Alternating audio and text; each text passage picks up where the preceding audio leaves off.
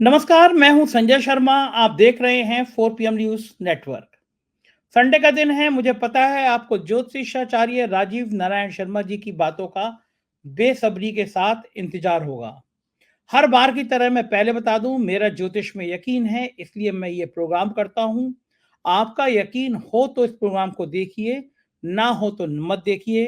राजीव जी engineer हैं, engineering की थी, टॉपर स्टूडेंट हैं, लेकिन फिर ज्योतिष का सालों साल अध्ययन किया। विधानसभा के चुनाव में कुछ भविष्यवाणियां गलत हुई, लेकिन ढेरों उनकी भविष्यवाणियां सही हुई हैं। दुनिया भर में उनके प्रशंसक हैं। ऑस्ट्रेलिया, लंदन, अमेरिका, जापान, हर जगह से उनके लिए मेल आते रहते हैं। लोग उनके प्रोग्राम को दीवानगी की तरह सुनते हैं। आज राजीव जी ने इस प्रोग्राम में मोदी जी की, भारतीय जनता पार्टी की और भारतीय जनता पार्टी के काले धन से रिश्ते की विस्तार से बात बताई है। राजीव जी ने दावा किया है कि भारतीय जनता पार्टी दोबारा सरकार नहीं बना रही है। मोदी जी तीसरी बार प्रधानमंत्री नहीं बनने जा रहे हैं। ये राजीव जी की भविष्यवाणियां हैं। मैं आपको सीधे ले चलता हूं उनके पास। उससे पहले एक रिक्वेस्ट आपसे, आपके ऊपर अधिकार है मेरा, इसलिए मैं कह रहा हूं चैनल को ज्वाइन जरूर कीजिएगा। नीचे ज्वाइन बटन है, चैनल को सब्सक्राइब करिएगा। हमारे राज्यों के चैनल हैं 4 PM यूपी, बिहार, गुजरात, महाराष्ट्र, राजस्थान, कर्नाटक, बिहार और 4 PM बॉलीवुड, उन्हें भी सब्सक्राइब करिएगा। ज़्यादा समय नहीं लूंगा, सीधा चलते हैं राजीव जी के पास। राजीव जी, स्वागत है आपका 4 PM न्यूज नेटवर्क में। मुझे लग रहा था कि इंडिया गठबंधन तो गया, और जब आप कह रहे थे कि नहीं, इंडिया गठबंधन मजबूत रहेगा, बचा रहेगा, इसके गिरह अच्छे हैं, तो मुझे लग रहा था इस बार राजीव जी आपकी भविष्यवाणी गलत हो रही है, क्योंकि अखिलेश का गठबंधन लगभग टूट गया था जब हम पिछला प्रोग्राम कर रहे थे। अरविंद केजरीवाल का गठबंधन टूट गया था। लेकिन भैया कमाल के आदमी हैं आप डटे हुए थे, नहीं नहीं भाई, इंडिया गठबंधन की जन्मपत्री अच्छी है और मजबूत रहेगा। और हम हंस रहे थे मन मन में, हमने कहा राजीव जी जो है, पता नहीं इस बार कौन सा गणित कर रहे हैं, कौन सा ग्रह इनको गड़बड़ा रहा है, क्योंकि किसी को उम्मीद नहीं थी। अखिलेश यादव की और कांग्रेस के बीच में इतनी तलखी आ गई थी। आम आदमी पार्टी ने सीधा सीधा अलायंस कर दिया था, कह दिया था भाई हम 7 सीटें लड़ेंगे, दिल्ली में, पंजाब में कोई समझौता नहीं है। और ये तो कोई सोच नहीं सकता था कि दिल्ली के अलावा बाकी राज्यों में भी आम आदमी पार्टी को सीटें देने का कोई सोच सकता है। लेकिन दुनिया में शायद अकेले राजीव जी थे जिनको बड़ा अनुमान था और बड़ा भरोसा था कि नहीं भाई, इंडिया गठबंधन के लोग तो रहेंगे, साथ रहेंगे। ये अंदाजा था या हनुमान जी ने कान में बता दिया था आपका कि ये बोल दो, कि कहाँ से आई थी आपके मन में ये बात? देखो संजय जी, मुझे अच्छा लगता है कि ज्योतिष की जो मैं भविष्यवाणी ही नहीं करता, बल्कि लोगों को चाहता हूं कि लोग ज्योतिष मेरे थोड़ा सा सीखें। तो मैंने आपको, आपके दर्शकों को जो कुंडली दिखाई थी कि इंडिया अलायंस बनाया था 18 जुलाई 2023 को, इसकी घोषणा हुई थी बेंगलोर में। ये दर्शक देख लें पूरी कुंडली। तो इस कुंडली में ये वृश्चिक लगन निकला था। मैंने आपके रिपीटेड 4-5 प्रोग्राम किए हैं जिसमें मैंने कहा था कि इंडिया अलायंस को कुछ नहीं होगा, इंडिया अलायंस सक्सेसफुल रहेगा। उसका सिर्फ और सिर्फ कारण ये बताया था कि जो 4 हमारी स्थिर राशि होती हैं, स्टेबल साइन होते हैं, 2, 5, 8, 11। 2 मतलब वृषभ राशि, 8 मतलब वृश्चिक राशि और 5 मतलब सिंह राशि और 11 नंबर कुंभ राशि। तो वृश्चिक लगन की यह कुंडली है। अब आप बताइए कि इस ज्योतिष के सारे फंडामेंटली खराब फेल हो जाएंगे। तो मेरा अटूट विश्वास इसलिए था, जो मैंने बार बार आपके 4-5 प्रोग्राम में कहा, और आपने शायद मेरे को हल्के से लिया होगा। और जिस तरह की गोदी मीडिया में और प्रिंट मीडिया में रोज न्यूज आ रही है, मतलब क्या मजाक बना के रख दिया, किसके घर में क्या रहा। लेकिन इस तरह से माहौल बना दिया, लोग व्हाट्सएप पर मेरे को मैसेज करते थे कि राजीव जी बहुत हताशा हो रही है, अब तो इतनी घोर डिप्रेशन होने लगा है कि भाई इंडिया अलायंस तो खत्म हो गया। तो लोग मेरे ऊपर प्रश्न चिन्ह लगाने लगे। लेकिन मैं अंदर से इतना आश्वस्त हूं, क्योंकि मुझे अपने ऋषियों पर और अपनी विद्या पर बहुत अभिमान है। मैं सच्ची बात बताऊं, मैं एक सच्चा भक्त भी हूं और सच्चा जो है अपने शास्त्रों का जो है बहुत बड़ा चिंतक भी हूं। तो मुझे ये पता था कि ये भविष्यवाणी कभी गलत नहीं हो सकती, क्योंकि फंडामेंटल मैं बात कर रहा हूं कि स्थिर लगन आया और लग्नेश मंगल जो है 10वें घर में बैठे, सत्ता के घर में, और उनकी चौथी दृष्टि है, मंगल की चौथी दृष्टि, मंगल की 7, 4 और 8वीं दृष्टि होती है। तो चौथी दृष्टि इसमें जो है लगन के ऊपर जा रही है। तो ऐसे में लगन और मजबूत हो रहा है। बल्कि आपको बता देता हूं कि 10वां घर सत्ता का होता है। आज एक कदम और आगे बढ़ा करके मैं भविष्यवाणी कर रहा हूं कि ये कुंडली आज मेरी, जब जिस तरह से गठबंधन हुए हैं अखिलेश के साथ और आम आदमी पार्टी के साथ, और ये छुटपुट जो घटना हो रही है ममता बनर्जी की, ये सब छोड़ दीजिए, सब वापस ये भी लोग आ जाएंगे। और इसके अलावा मैंने कहीं अखबार में पढ़ा था कि कमल हसन भी इंडिया अलायंस की तरफ जुड़ रहे हैं। मैंने आपके प्रोग्राम में ये कहा था, इंडिया अलायंस का एक्सपेंशन और होगा, होने दीजिए, चुनाव अभी डिक्लेयर। जब चुनाव डिक्लेयर हो जाएंगे, जब आचार संहिता लग जाएगी, मोदी जी केयर टेकर प्रधानमंत्री रह जाएंगे, तब इंडिया अलायंस में और पार्टियां जुड़ने वाली हैं। क्योंकि इंडिया अलायंस की कुंडली में अभी जो दशा शुरू हो गई है इनकी, शनि में गुरु में शुक्र, शनि में शुक्र में बृहस्पति शुरू हो गया। बृहस्पति इनके छठवें घर में, और छठवां घर होता है, दर्शकों के लिए बता देता हूं, ग्रोथ का हाउस। ग्रोथ के हाउस मतलब एक्सपेंशन के हाउस 3, 6, 10, 11 कहे गए हैं। तो एक तो मंगल का 10वें घर में होना जो ग्रोथ का हाउस है, वो बताता है कि भाई इंडिया अलायंस जो है एक्सपेंड होगा और एक्सपेंड होगा। साथ में गुरु छठवें घर में है, तो गुरु की जैसी प्रचंडता दशा आई है, तो आप देखिए संकट सारा दूर होना शुरू हो गए। और इसके अंदर आने वाले टाइम में आप देखिए मायावती भी आ जाए तो कोई बड़ी बात नहीं है, क्योंकि ये सारी बात अभी भी मैं इस चीज के लिए बताने जा रहा हूं कि इंडिया अलायंस का यहाँ पर ही गठबंधन ही के साथ नहीं बल्कि एक्सपेंशन भी होने जा रहा है। और जो आगे भविष्यवाणी में कहने वाला हूं कि आज मुझे बिल्कुल संतुष्टि है, एकदम टोटल सेटिस्फेक्शन है कि मेरी गणना बिल्कुल सटीक गई है इसमें कि इंडिया अलायंस की। आज मजे की बात यह है संजय जी, टीवी की डिबेट में एक प्रोग्राम में ज्यादा देखता नहीं हूं, लेकिन एक किसी टीवी डिबेट में देख रहा था, तो वहां पर वहां जर्नलिस्ट ने पलट के जो बीजेपी से कहा, भाई आप अपने घर का भी तो कुछ हालचाल दे दो, आपके यहाँ तो कोई गठबंधन किसके साथ हो रहा कुछ पता ही नहीं लग रहा, और अभी तो आपने तो कोई बात ही नहीं करी कि दूसरे के बारे में इतनी जानकारी, उनका तो सब काम आसान हो रहा है। तो यही चीज है कि इस कुंडली के अनुसार लग्नेश मंगल 10वें घर में सत्ता के घर में बैठे हैं, जिसका संकेत पूरा पूरा गहे गणना पे, क्योंकि आज कुंडली मेरी गणना ठीक हो गई है कि इंडिया अलायंस सत्ता का भागीदार बनने जा रहा है 2024 के लोकसभा चुनाव में। अगर यह कुंडली ठीक है, बार बार मैं बता रहा हूं, क्योंकि कुंडली ठीक है, ग्रह के परिणाम भी आ रहे हैं, तो इंडिया अलायंस पावर में आने वाला है। तो आप बात कर रहे हो क्या झटकेदार धमाकेदार बात कर रहे हैं, मतलब मोदी जी तीसरी बार प्रधानमंत्री नहीं बनेंगे देश के? कैसी बातें कर रहे हैं आप राजीव जी? नहीं, मोदी जी तो प्रधानमंत्री बनेंगे ही नहीं। देखिए उसका भी एक कारण है कि मैं आपको एक मोदी जी के बारे में थोड़ी सी मैंने एक नोट्स तैयार किया था, मोदी जी हैं क्या। देखिए मोदी जी 23 साल का उनका कार्यकाल है, वो बड़े आपने जोर शोरों से मोदी जी का 23 साल का जो उनकी राजनीतिक कैरियर शुरू हुआ 2001 से, वो जब चीफ मिनिस्टर बने थे, तो इन्होंने मोदी जी ने जो भी हमेशा जो जिस तरह से सत्ता चलाई है, मेरे पास गुजरात के बहुत सारे लोगों से जो जानकारी मिली है, इन्होंने हमेशा जो 370 और 400 पार का नारा नैरेटिव, ये एक छल कपट का हिस्सा है बेसिकली।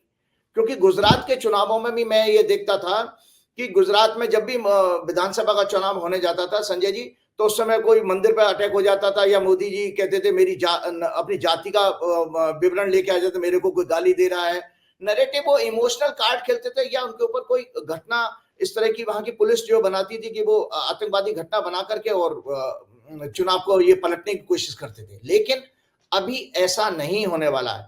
जो बार बार 370 का जो चीज बार बार कह रहे हैं मोदी जी, वो बेसिकली एक अपने अंदर के डर को एड्रेस कर रहे हैं, वो दूसरे को डरा नहीं रहे हैं, उनको अंदर से खुद को डर है। मैंने बार बार ये कहा था कि थोड़ा बहुत मुझे साइकोलॉजी का ज्ञान है, मैंने दर्शकों के लिए आज मैंने पिछले प्रोग्राम में आपको कहा था कि ये किताबें मैंने पढ़ी हैं, ये 12वीं की एनसीईआरटी की साइकोलॉजी की बुक है, 12th स्टैंडर्ड की, और ये जो है आपकी सोशियोलॉजी की बुक है 12th स्टैंडर्ड की। तो ये किताबें मैंने इसीलिए पढ़ी हैं क्योंकि देश, मुझे लोगों के चेहरे पढ़ने का, उनके जो भाषा जो आप बोलते हो उससे मैं वर्ड से थोड़ा मीनिंग निकाल लेता हूं कि आप इसके अंदर चल क्या रहा है। तो नरेंद्र मोदी जी के अंदर केवल और केवल डर है। मैं आपको जल्दी से बात बताता हूं कि नरेंद्र मोदी जी ने गुजरात में भी अपने विरोधियों को साम दाम दंड भेद से कमजोर करना, उन पर चुनाव के समय झूठे मुकदमे लगवाकर उनका प्रचार जनसंपर्क का समय खराब करना, अफसरों और सरकारी तंत्रों का असंवैधानिक तरीकों से नाजायज उपयोग करना, चुनावों में काउंटिंग तक हेर फेर शामिल है। चुनाव से पहले अपने ऊपर आतंकवादी हमलों, झूठी गालियों की नैरेटिव, अपने आप को नीची जाति का ओबीसी कार्ड खेलना, इमोशनल एक्सप्लॉयटेशन करना, हिंदू मुस्लिम भेदभाव, ये सब पुराने इनके हथकंडे हैं। और एक और जानकारी बता देता हूँ, मुझे ये सारा ग्रंथ आप कहाँ से नोट करके बैठे हैं, कहाँ से ये लाया गया? ये भी जन्मपत्री में है? ये आप नोट कहाँ से किया आपने सब चीजें? भाई ये मैं इसलिए नोट किया कि मैं इनके आचरण को बहुत टाइम से मैं नरेंद्र मोदी जी के ऊपर छोटी सी रिसर्च कर रहा कि ये व्यक्तित्व है क्या। आप भी पीछे पड़ गए, आप भी नरेंद्र मोदी जी के पीछे पड़ गए। पूरी दुनिया में डंका बज रहा है, अमेरिका से लेके और चीन से लेकर जापान तक, अगर आप कह रहे हैं कि उनकी जन्मपत्री अवार्ड है। सिर्फ पैसे का खेल है, सिर्फ पैसे के जरिए जो अरबों खरबों रुपया खर्च किया जा रहा है, ये तो आने वाली सरकार निकालेगी जिससे उनकी महिमा मंडन कर रहे हो। मोदी जी का एक और प्रेम बता दूं, मोदी जी पहली बार चीफ मिनिस्टर बनने के बाद लोकल बॉडी का चुनाव हार गए थे, तो मोदी जी का ईवीएम प्रेम आपको बता देता हूं कितना पुराना है। उस समय अहमद पटेल इनके घनिष्ठ मित्र होते थे मोदी जी के, जो सोनिया गांधी के पॉलिटिकल एडवाइजर थे। अरे वो कैसे हो जाएंगे? वो कांग्रेस में थे, ये बीजेपी में थे, ये मित्र अरे कैसे हो जाएंगे? अहमद भैया, पूरे गुजरात में जहां सब लोग जानते हैं कि मोदी जी के घनिष्ठ मित्र थे अहमद पटेल। वो तो सोनिया गांधी के करीबी थे। हाँ जी, बिल्कुल बिल्कुल, यही तो चमत्कार है। और अहमद पटेल जो है कि मदद से मोदी जी ने पहली बार गुजरात में ईवीएम, पहले राज्यों को चुनाव के लिए ईवीएम नहीं मिल पाती थी जब ईवीएम लॉन्च हुई थी, तो मोदी जी को जो अहमद पटेल के जरिए ही ईवीएम का सपोर्ट मिलना शुरू हुआ था। और आज देखिए जो भी इन्होंने अभी तक, आप देख रहे हैं मेरे पिछले वाले प्रोग्राम के बाद में कितना बड़ा जजमेंट आ गया। सुप्रीम कोर्ट ने जो आपके, मैंने कहा था ना इस सरकार के लिए निरंतर कोई सुप्रीम कोर्ट के कठोर निर्णय के कारण घोर अपमान का, कष्ट का समय है। ये तो आपने तभी कह दिया था जब चंद्रचूड़ साहब बने थे। आपने कहा था ये व्यक्ति ऐसे फैसले देंगे जिससे सरकार की कपकपी चढ़ जाएगी। और मजे की बात तो मैं तो मान गया, आपने कहा कि 17 फरवरी से दिन खराब है इनके, और अगले दिन से ये सूचनाएं आनी शुरू हो गई, एक के बाद एक। देखिए, और इसके अलावा मैंने आपने पिछले प्रोग्राम में एक और ट्वीट शेयर किया था मेरा 5 फरवरी का, जिसमें मैंने ये कहा था कि जनता आंदोलित होगी और सुप्रीम कोर्ट के कठोर निर्णय जो है सरकार के लिए घोर अपमान का, कष्ट का कारण बनेंगे। अब आप बताइए कि सुप्रीम कोर्ट ने जो जजमेंट दिया और अपने जो उनको एक स्पेशल पावर जो कॉन्स्टिट्यूशन में मिली है, सेक्शन 142 है, उसके तहत उन्होंने पूरे मेयर के चुनाव को पलट दिया। और जो सुप्रीम कोर्ट ने, आज मैं दर्शकों को बताता हूं, जिन दर्शकों को, आपके दर्शकों को या दुनिया के लोगों को हताशा होती है कि हमारे ऊपर कोई शक्ति, कोई इस देश में प्रजातंत्र को बचाने वाली है या नहीं, तो मैं अपने पेपर से, मैंने न्यूज़पेपर से ये नोट किया था, बता दे तो सुप्रीम कोर्ट के जो जजमेंट में ऑब्जर्वेशन और स्टेटमेंट क्या है, दर्शक उससे सुन ले कि इस पूरे आने वाले 2024 के चुनाव को एक स्ट्रॉन्ग वॉच डॉग के रूप में सुप्रीम कोर्ट मॉनिटर कर रहा है। ये किसी भी तरह की हेरफेर करेंगे तो उसका दंड तो निश्चित है। तो सुप्रीम कोर्ट ने अपने जजमेंट में लिखा है, कॉन्स्टिट्यूशनल बेंच ऑफ 5 जजेस said on 20 February 2024 a free and fair electoral process was the most valuable principle in a democracy and the court must step in to protect and preserve it.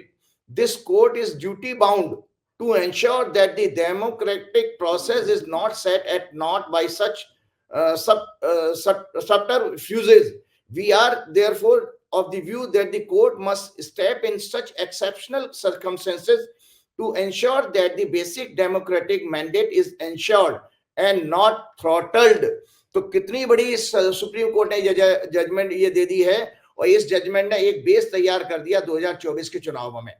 किसी भी तरह की, मैंने आपके programme में ये कहा था कि सुप्रीम कोर्ट में जब चंद्रचूड़ साहब ने जो ओथ ली थी, उसकी मेरी प्रेडिक्शन है, जो आपने ट्वीट शेयर भी किया था, कि ये सुप्रीम कोर्ट, आपने मुझे पिछले प्रोग्राम में टोका भी था, मैंने कहा था कि अगर कॉन्स्टिट्यूशन का कहीं भी वॉलेशन किसी भी लेवल तक अगर सुप्रीम कोर्ट को मिला तो सुप्रीम कोर्ट उसको जेल में भेजने से चूकेगी नहीं, मतलब बड़े से बड़े आदमी को जेल में भेज सकती है। लेकिन आपका ये कहना था कि सुप्रीम कोर्ट के कुछ फैसले से सरकार पर असर पड़ेगा, तो ये जो सुप्रीम कोर्ट का फैसला आया है, तो क्या लगता है आपको सरकार को चिंतित होगी कि ये इलेक्टोरल बॉन्ड पे जो पैसे का मामला सामने आया है, पैसे की बात सामने आई है, ये सरकार पे कुछ असर डालेगा, कोई प्रभाव डालेगा? बिल्कुल बिल्कुल। देखिए, जो आज नरेंद्र मोदी जी जो घबराहट में है, सारी सरकार घबराहट में है। देखिए, जो 370 और 400 का नारा क्या है, दरअसल एक कॉमन एग्जांपल मैं आपको बताता हूं। हम जब स्टूडेंट लाइफ में होते हैं, एक विद्यार्थी जो पढ़ने लिखने में जिसका रुचि नहीं है बिल्कुल भी, वो उसने साम दाम दंड भेद से मतलब जैसे उसने पेपर पर्चा भी इसको लीक हो गया, किस एग्जामिनर के पास कॉपी जाएगी चेक होने के लिए, वो भी उससे भी संबंध उसने स्थापित कर लिए। मतलब उसने हर हथकंडे अपना लिए, उसने इंश्योर हो गया वो कि मेरे तो इतने नंबर आ जाने वाले हैं।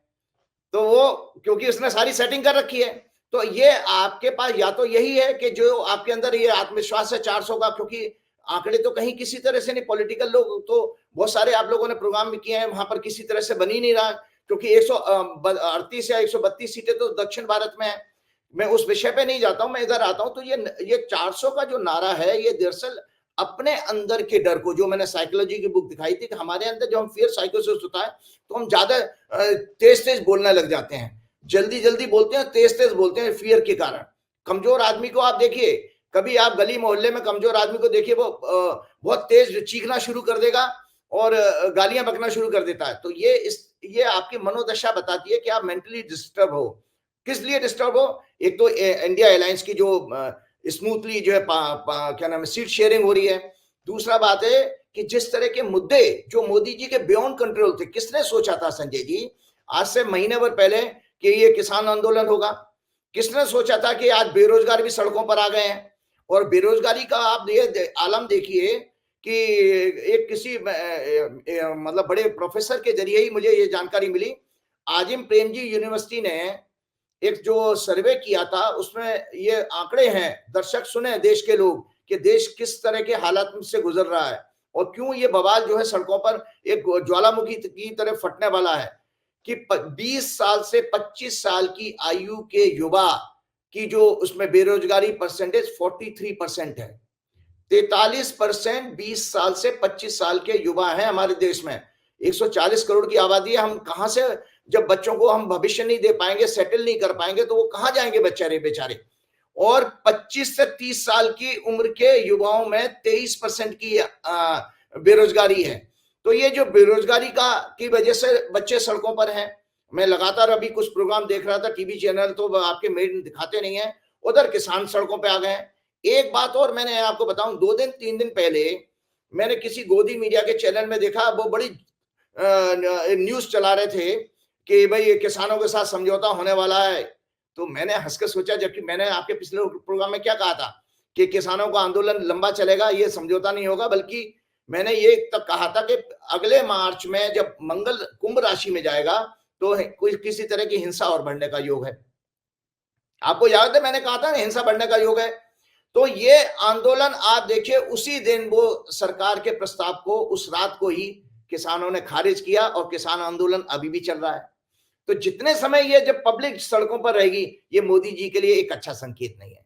तो ये कौन दंड दे रहा है? ये मनुष्य के हाथ में नहीं है, इसको काल दंड के रूप में आप देखिए कि ये सब दंडित काल कर रहा है। आज एक बहुत सुंदर पुस्तक में दिखाने जा रहा हूं आपके दर्शकों को।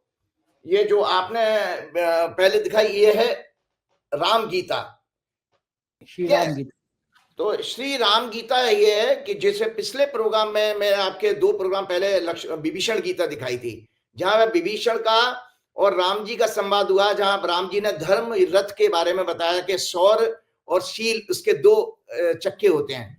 तो आज मैं दर्शकों को पढ़ के बता देता हूं कि इसी से नरेंद्र मोदी जी का कैरेक्टर आपको पता लग जाएगा। ये जो पक्का आप कुछ ना कुछ गड़बड़ बताएंगे, अच्छा तो बताएंगे नहीं आप। तो ये जो राम गीता है, ये लक्ष्मण जी के कुछ प्रश्न थे। लक्ष्मण जी ने अपने बड़े भाई से पंचवटी में कुछ प्रश्न पूछे थे, उस प्रश्नों का जो आंसर दिया, उसी से दर्शक देखें, उनको आज के हालात को आप तुलना कर सकते हो।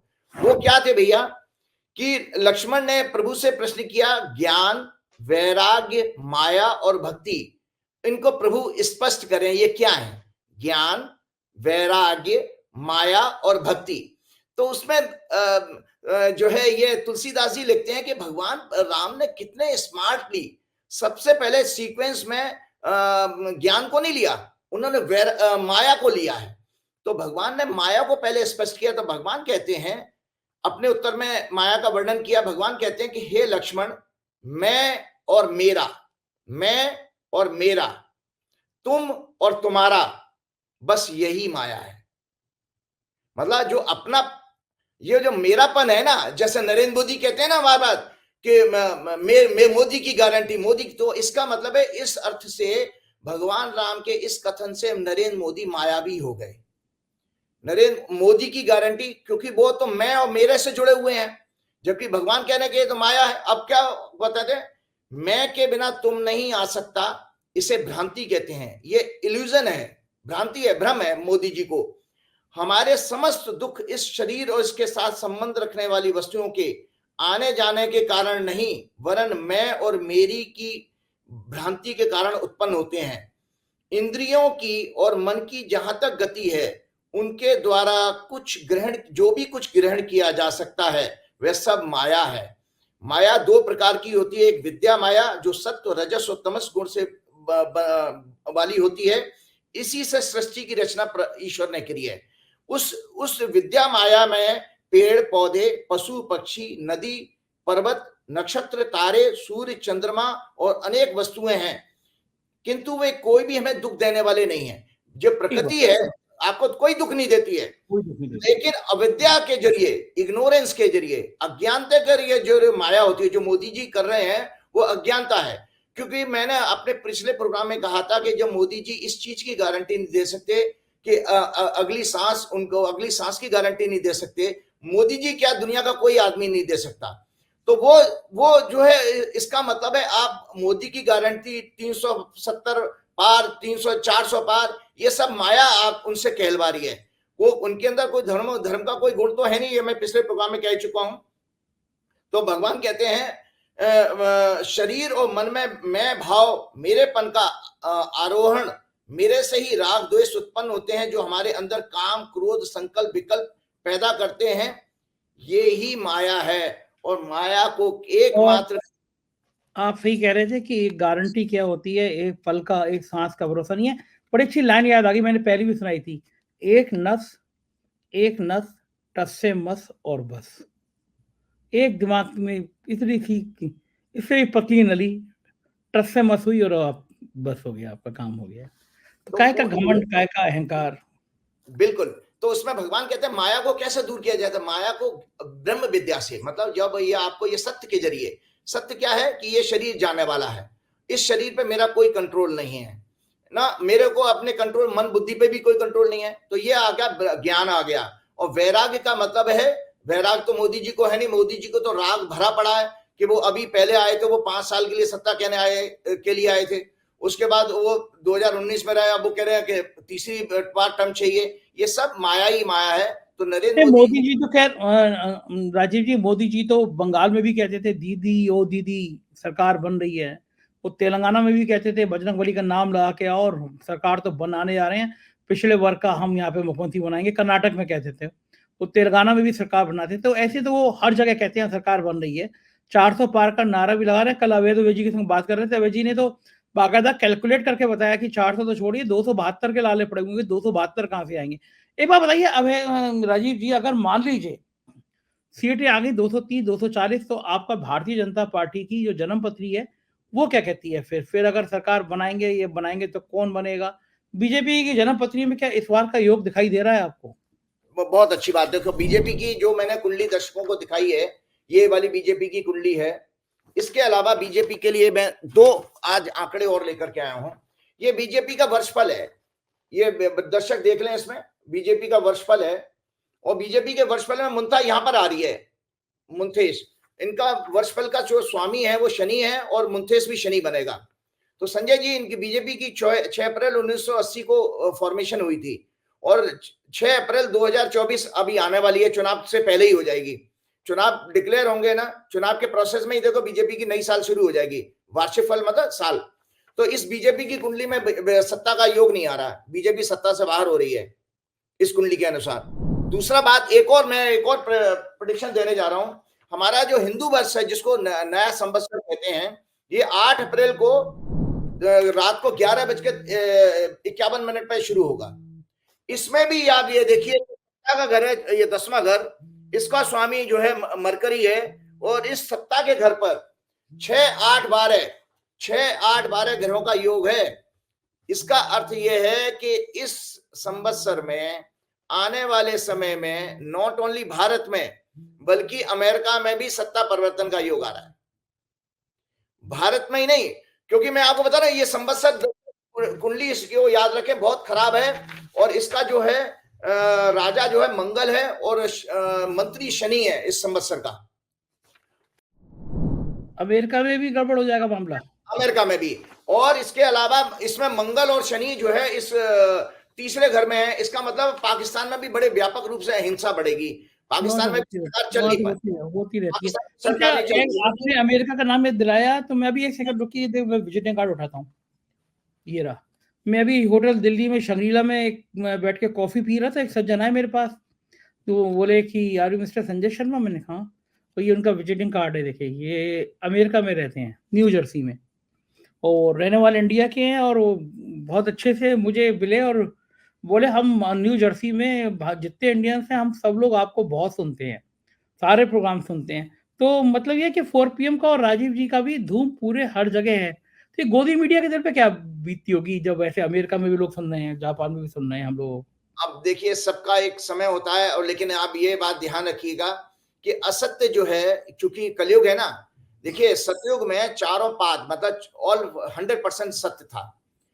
त्रेता युग में एक पाद मतलब 25%, एक पाद जो है अधर्म था और 75% धर्म था।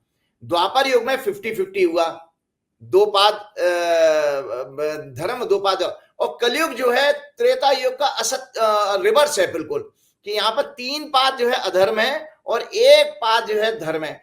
तो भैया ऐसा है कि जो गोदी मीडिया जिनके पास सैकड़ों हजारों करोड़ रुपए इनको मिल रहे हैं, तो वो असत्य का प्रचार प्रसारण कर रहे हैं, तो वो उनकी बहुमत है, लेकिन सत्य को नहीं खत्म कर सकते। तो देर अबेर जो है लोग पहचानने लगेंगे। यही रीजन है कि मैं बराबर लोगों से बातचीत करता हूं कि सोशल मीडिया का और खासतौर से यूट्यूबर्स का जो न्यूज चैनल्स वगैरह हैं, उनका भरोसा बहुत लोगों ने जनता में बढ़ गया ऊपर है और गोदी मीडिया के ऊपर नहीं है। एक बात और आपको जानकारी के लिए बता देता हूं, मैंने पिछले प्रोग्राम में ये आप लोगों को बताया था कि बीजेपी की कुंडली में काला धन और छल कपट से पैसा कमाने का योग है, ठीक है। तो ये बार बार मैं इसलिए बता रहा हूं कि अभी आज ही एक नोट बनाया मैंने, कल के टाइम्स ऑफ इंडिया के समाचार में न्यूज थी कि बीजेपी ने ईडी, सीबीआई, आईटी की मदद से 30 कॉर्पोरेट कंपनियों से 335 चंदा वसूला। ये डिटेल ईसी की वेबसाइट पर अवेलेबल है। इनमें से 30 में से 23 कंपनियां ऐसी हैं जिन्होंने 188 करोड़ चंदा ईडी, सीबीआई, आईटी की रेड के बाद दिया। इंटरेस्टिंगली 2019 से पहले इन्होंने कभी भी इन कंपनियों ने बीजेपी को चंदा नहीं दिया था।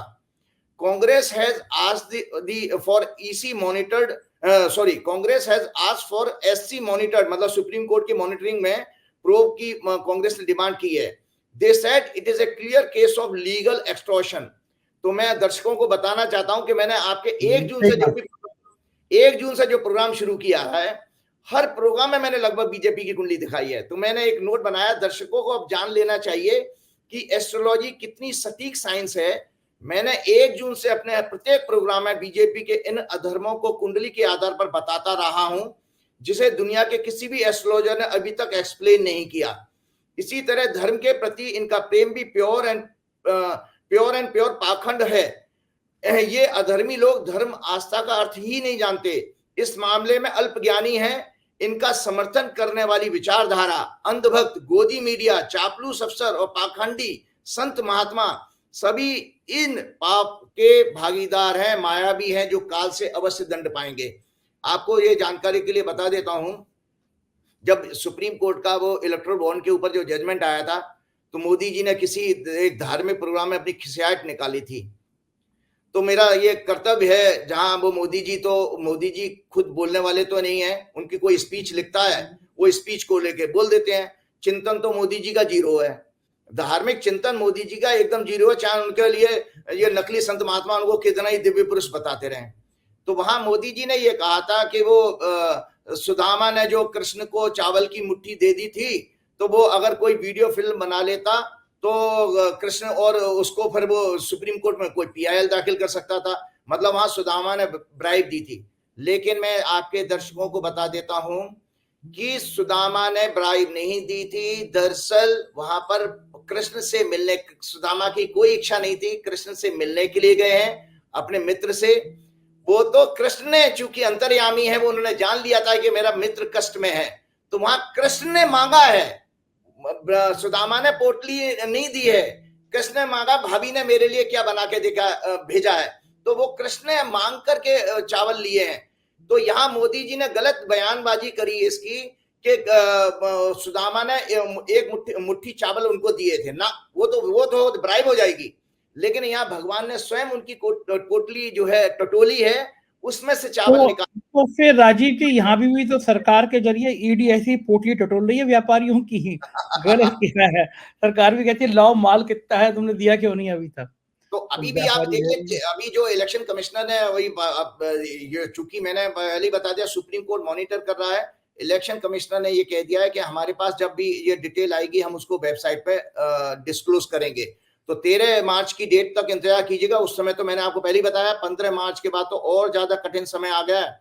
इसके अलावा आपको बता देता हूं कि देखिए, जो मोदी जी को एक संत महात्मा जी जो क्या नाम है, कल्कि धाम वाले थे, उन्होंने तो उनको कहा मोदी जी ज्ञान योग, गीता में भगवान ने ईश्वर को प्राप्ति के 3 मार्ग बताए गए हैं, ज्ञान मार्ग, भक्ति मार्ग और कर्म मार्ग। अब आप बताइए कि वो उन संत महात्मा से पूछा कि कर्म योग है क्या? अरे कर्म योग में का बेसिक फंडामेंटल सिद्धांत है, दर्शक ये जान लें, ये गीता है, इसका बेसिक फंडामेंटल सिद्धांत है कि फलेच्छा छोड़ देनी चाहिए, फल की इच्छा छोड़ देनी चाहिए, क्योंकि फल की इच्छा आपके अंदर जो है राग और द्वेष पैदा करती है, और राग और द्वेष जो है आपको संसार से जोड़ते हैं, वो आपके मन को हमेशा अशांत रखेंगे। तो कर्मयोगी वो होता है जिसके अंदर कोई फल की इच्छा नहीं। या तो मोदी जी तो तीसरा टर्म भी मांग रहे हैं, मोदी तो चिपक गए बिल्कुल। तो मोदी जी के अंदर तो इतना राग द्वेष है, इतना राग द्वेष है कि पूछे मत। उस द्वेष के कारण ही तो देखिए इस समय ईडी सीबीआई की जगह जगह छापे पड़ रहे हैं, तो कौन नहीं जानता है। राजीव जी, आपसे बात करने के बाद समय का पता ही नहीं चलता, मन नहीं करता बात खत्म की जा रही, समय की सीमाएं, तो आखिर में हनुमान जी के चौपाइयां आपके मुंह से बहुत अच्छी लगती हैं। जी जी बिल्कुल, ऐसा है कि मैं एक दर्शकों को ये बता दूं, स्वास्थ्य की जब बात होती है, हमारे शरीर को चलाने के लिए ऊर्जा की आवश्यकता है, भोजन भी हमारा ऊर्जा है और भोजन हमारा मेडिसिन भी है। तो मैं पुनः दर्शकों को बताता हूं कि हमारे इस व्यक्तित्व को चलाने के लिए 3 ऊर्जा की आवश्यकता, 3 प्रकार के सूर्य कहे गए हैं। तो दिमाग के लिए जो ऊर्जा है वो ज्ञान है, हृदय के लिए जो ऊर्जा है वो आपका प्राण है, प्राण शक्ति, और उदर के लिए है जठराग्नि, डाइजेस्टिव फायर।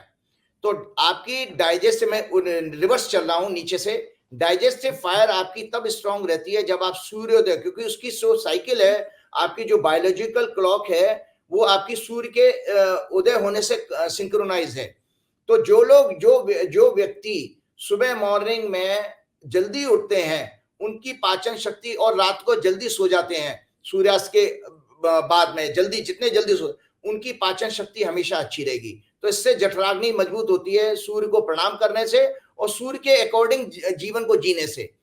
तो ये हो गई जठराग्नि की बात। और आपका प्राण शक्ति, तो मैंने आपके हमेशा प्रोग्राम में ये कहा कि 5 प्रकार के प्राण होते हैं, इनहेलिंग एंड एक्सहेलिंग, इसको प्राण कहते हैं। अपान, जो ऊपर की तरफ वायु निकलती है, evacuation and rejection of all waste from the body, excretory system Apana कहलाता है। Vyana, circulation of blood and nourishment to every cells of the body, nervous system को कंट्रोल करता है। Udana, all reactions of reverse process, vomiting, burping, shedding tears, sneezing, ये उदान है। और समान digestive system and assimilation का काम करता है। तो हमारे एक हेल्दी मनुष्य जो है 21,600 सांस लेता है 24 घंटे में, और 1 मिनट में 14 सांस लेता है। तो मेरा आप लोगों से अनुरोध है कि कृपया करके आप गहरी सांस प्रतिदिन लेने का एक नियम बनाइए, क्योंकि आप हमेशा पेट से सांस लीजिएगा, जिसको कि एब्डोमिनल ब्रीदिंग कहते हैं मेडिकल साइंस में, पेट से। आप लोगों को ज्यादा, मैंने एक साउंड रिसर्च की है कि 90%, 95% लोग गलत सांस लेते हैं, इसमें कंधे ऊपर जाते हैं। हम लोग कैसे सांस लेते हैं, मैं दर्शकों को बता दें, ये रॉन्ग है, this is a wrong way. आपका कंधा ऊपर नहीं जाना चाहिए, पेट जाना चाहिए बाहर। तो इसमें आपके सारे, आपके आंतों से लेकर के जितने भी ऑर्गन्स हैं, आपने पढ़ाई की है, इंजीनियरिंग की, अध्ययन किया, फिर ज्योतिषी का, और बात कर रहे हैं डॉक्टरी की, सारी चीजें जानते हैं आप। मैंने आपको मैं इसलिए बता रहा हूँ संजय जी, मैंने देखा कि दुखों को कैसे कमजोर किया कम किया जा सकता है। भाई जब तक ये शरीर है, शरीर ये इंस्ट्रूमेंट है, ये व्हीकल है, इसी के जरिए आपको सारी अपनी यात्रा तय करनी है। तो जो मैंने आपको बताया कि 25 प्राणों की एक डीप ब्रीदिंग की एक्सरसाइज रोज सुबह करें, जबरदस्त फायदा होगा। और प्रकृति के अनुसार जीना शुरू कर दें। साथ में बस चलते चलते हनुमान जी की गाय, तुम उपकार सुग्रीव ही कीना, राम मिलाए राजपद दीना, तुमरो मत विभीषण माना, लंकेश्वर भय सब जग जाना। जय श्री बहुत बहुत शुक्रिया आपका राजीव जी, इतना कीमती समय देने के लिए धन्यवाद। सुना आपने राजीव जी का दावा, पूरी जन्मपत्री दिखाई, जन्मपत्री दिखा के विस्तार से बता दिया कि भैया सरकार तो नहीं आ रही है, मोदी जी तो नहीं आ रहे हैं, और काला धन को लेकर सुप्रीम कोर्ट कुछ और करने वाला है। क्या होगा क्या नहीं होगा, आने वाले दिनों में पता चल जाएगा। आपको ये बातचीत कैसी लगी, आपके कमेंट का मुझे इंतजार रहेगा। बहुत बहुत शुक्रिया, थैंक यू।